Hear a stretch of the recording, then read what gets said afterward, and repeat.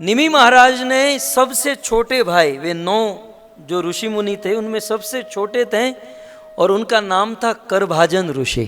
क्या नाम था? करभाजन। अब नाम का अर्थ भी समझ लीजिए। इस ऋषि का नाम भगवान ऋषभदेव के 9 योगेश्वर 9 पुत्र में सबसे छोटे करभाजन, इनका नाम करभाजन क्यों हुआ? क्योंकि ये जब भी भोजन करते थे तो कर अपने हाथों को ऐसे रखते थे, ऐसे ऐसे, और इसमें जितना भी समाए उतना ही वो खाते थे।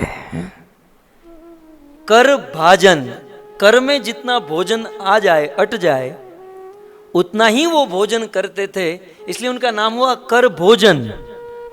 लेकिन फिर आगे चलकर अपभ्रंश भाषा में कर भोजन का हो गया कर भाजन। देखिए, भागवत की ये कथा केवल इकड़ून टिकड़ून जाला नहीं होनी चाहिए, यहां से सुना यहां से निकाला, कुछ थोड़ा बहुत उपदेश जीवन में भी है। हमारे ऋषि मुनि वास्तव में आजकल का साइंस क्या है? हमारे ऋषि मुनियों ने जो बात बता चुके हैं उसी को ये साइंस मेहनत करते हैं, कई रुपयों का खर्च करते हैं, एनर्जी वेस्ट करते हैं, पैसे समय वेस्ट करते हैं, और फिर कंक्लूजन क्या होता है? जो पहले से ही ऋषि मुनि बता चुके हैं।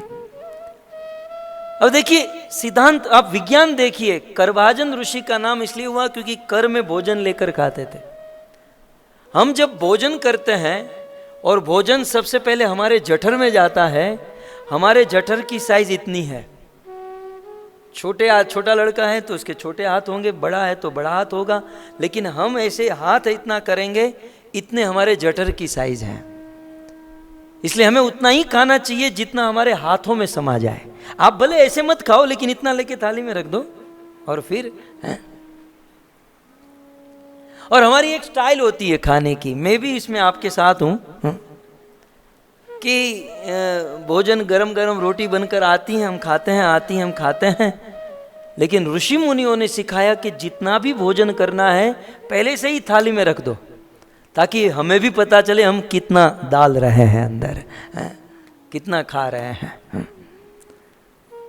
सो हम 4 दिन जो हमें ये 2 श्लोक जो आपके पास हैं, इसके प्रवक्ता, इसके फाउंडर जो है वो करभाजन ऋषि है। और मैं कथा के वक्ता का परिचय दे रहा हूं कि ऐसे करभाजन ऋषि कर में भोजन लेकर खाते थे।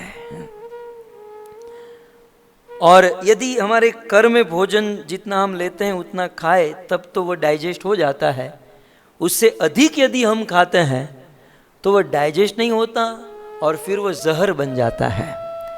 फिर एसिडिटी के रूप में, डकार के रूप में हमें वो फीलिंग होती है। सो खैर, करभाजन ऋषि से ये सीखने लायक है।